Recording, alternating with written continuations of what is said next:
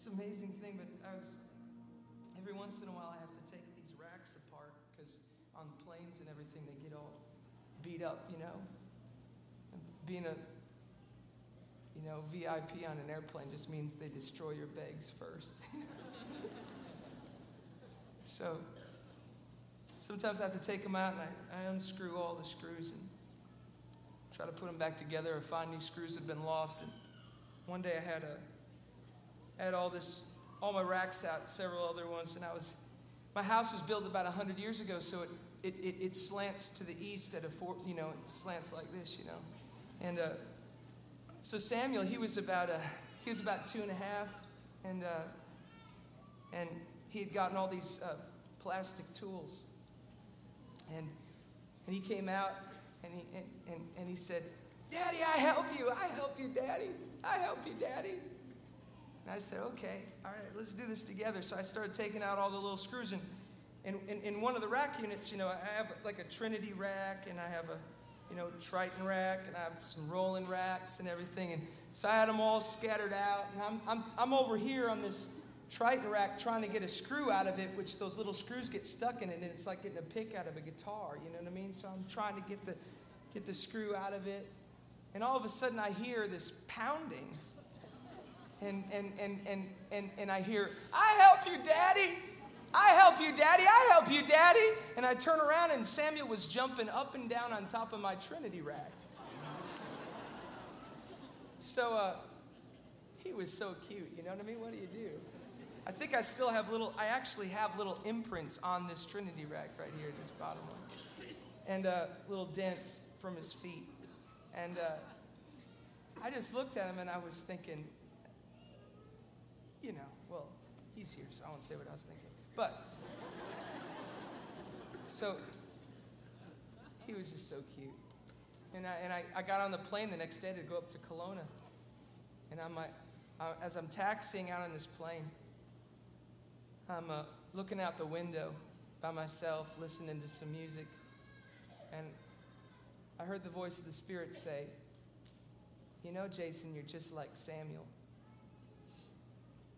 And I said, "What do you mean?" He said, "You know, you really don't help me."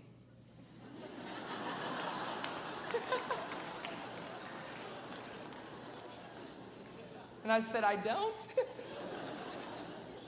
And he said, no, you don't. You don't really help me. You got your master's of divinity and theology, and you just jump up and down on my Trinity.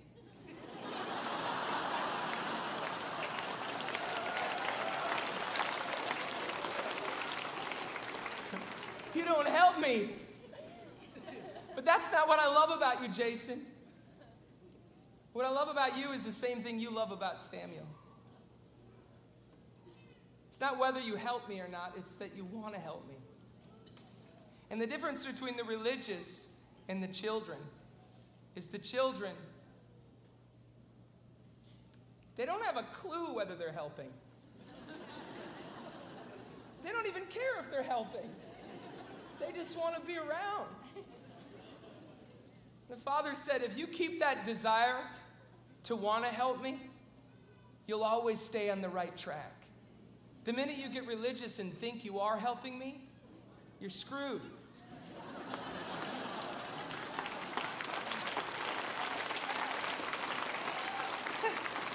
So me and Brian, we started writing this song together, and it just says, everything you do.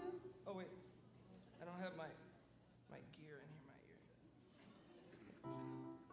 It just goes, everything you do, I want to do with you. 'Cause doing things with you, it makes me happy. And everything you say, I want to say it too. Even when I say it wrong, we just start laughing. Have you ever done that before? You know you parents know what I'm talking about. And your child's in the back seat, and they say it the wrong way. And then there's books out that tell parents not to do that because we do it so much. We love it when they say it the wrong way. We start saying it the wrong way. It's so cute when they say it the wrong way. And So all we had was about this. And Samuel, he comes into my worship room, and I'm working on this song, and I'm not getting anywhere. And Samuel walks up to my piano and kind of nudges me. I had my eyes closed and kind of scared me. He said, "Hey," this was just about, a year ago. He comes up, "Hey, Daddy, what you doing?" I said, "I'm working on this song." And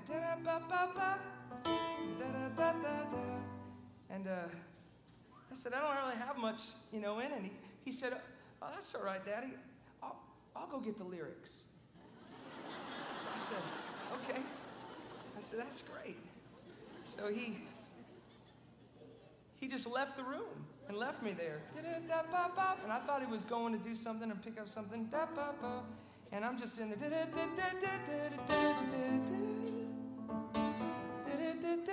And I'm not getting anything.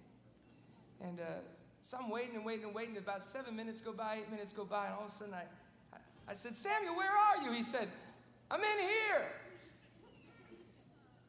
I said, "All right." So I walked over through our kitchen into our living room. We have this dining room, and we have this big old table made out of barnwood, and I see him, and he's underneath the table, and he's knelt down underneath the table like this. I said, "What are you doing under there, Samuel?" He said, "I'm getting the lyrics, Daddy."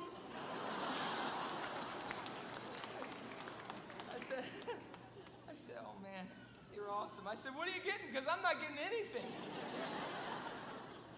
And he didn't really have much, but I just heard him through his little, "Everything you do, doing things with." And then he did this with his voice. He said, "You makes me happy."